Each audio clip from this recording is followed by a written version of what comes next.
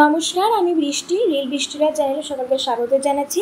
আজকে আমি হাসির রাজা গোপাল ভাঁড়ের একটি গল্প নিয়ে তোমাদের কাছে চলে এসেছি। গল্পটির নাম হচ্ছে গোপালের আমের আঁটি পোতা।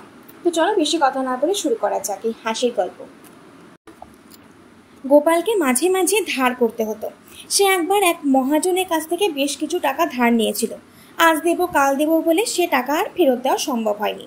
তাই মহাজন গোপালকে একদিন বাজারের মধ্যে পাকড়াও করে বলল, আমার টাকাগুলো ভালোই ভালোই দিয়ে দাও তো মানিক, নইলে আজ তোমায় আমি ছাড়ছি না। মহাজনে তারা অপমানিত হয়ে গোপাল বলল, টাকা কি দেব না বলেছি?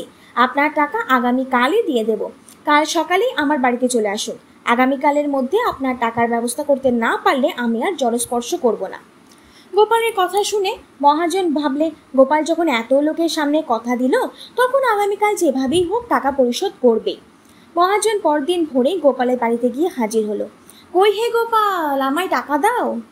মহাজনের ডাক শুনে গোপাল বাড়ির বাইরে এসে বলল, দয়া করে বাড়ির দাওয়ায় একটু বিশ্রাম নিন, আমি আপনার টাকা পরিশোধের ব্যবস্থা করছি। মহাজন তো টাকা পাবে বলে নিশ্চিন্ত হয়ে গোপালের বাড়ির দাওয়ায় এসে বসে রইল।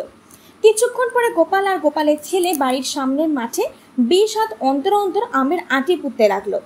তা দেখে মহাজন গোপালকে জিজ্ঞাসা করলো, এ কি করছো গোপাল? আমায় যে বেলা হয়ে যাচ্ছে, কাজকর্ম আছে তো। গোপাল আমের আঁটি পুঁততে পুঁততে বলল, দেখছেন তো আঁটি পুঁতছি, একটু বসুন না, আপনার টাকার ব্যবস্থা করে তবে আর জল গ্রহণ করব। আমের আঁটি পোতা শেষ হবার পর গোপাল মহাজনের কাছে এসে দাঁড়াতে মহাজন জিজ্ঞেস করলো, সেই থেকে তো বসিয়েই রেখেছ, তুমি আমার টাকার কি ব্যবস্থা করলে শুনি? মহাজনের কথা শুনে গোপাল মুচকি মুচকি হেসে বললে, এতক্ষণ ধরে তো আপনার টাকা শোধের ব্যবস্থাই করলুম মশাই।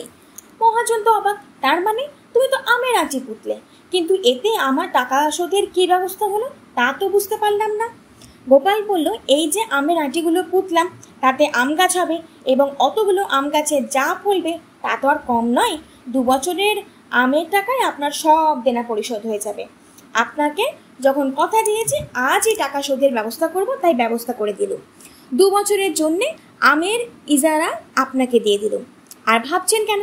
ধরুন টাকা, আপনার বলতে গেলে পেয়ে গেলেন। গোপালের কথা শুনে পাওনাদার মহাজন হাসবে কি কান্দবে কিছুই ঠিক করতে পারলো না। শেষ পর্যন্ত বেচারা হেসেই ফেললো।